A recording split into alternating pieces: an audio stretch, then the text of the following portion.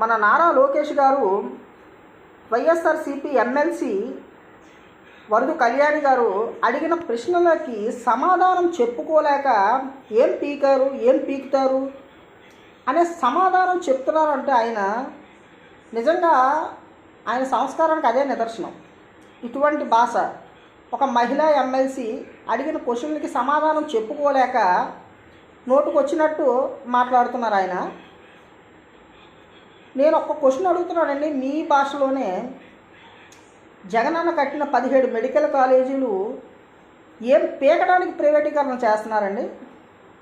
అలాగే Vizag steel plant ఏం పీకలేక ఈరోజు ప్రైవేటీకరణ చేస్తున్నారండి?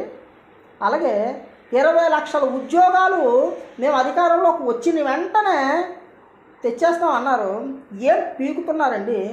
అలాగే 3,000 రూపాయలు నిరుద్యోగ భృతి ఇస్తామన్నారు, ఇప్పుడు ఏం పీకుతున్నారండి నారా లోకేష్ గారు?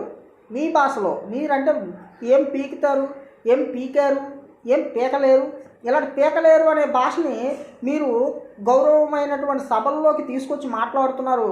అది కూడా మా ఎమ్మెల్సీ వైఎస్ఆర్సీపీ ఎమ్మెల్సీ మీకు గౌరవంగా సమాధానం చెప్పింది. మిమ్మల్ని గౌరవంగా ప్రశ్న అడిగేటప్పుడు మీరు ఏం పీకుతారు, ఏం పీకారు, ఏం పీకలేరు అనే పీకలేరు భాషని మాట్లాడడం కరెక్ట్ కాదు.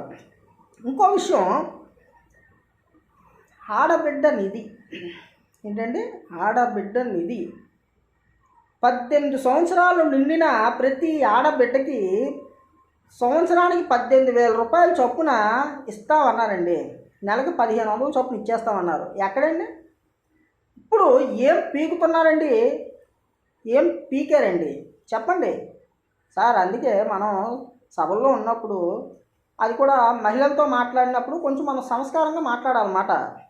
మనం నోటుకొచ్చినట్టు మాట్లాడేసి మళ్ళీ గతాన్ని తవ్వుకొని ఎందుకు ఆ డ్రామాలు బాగోదు, కరెక్ట్ కాదు.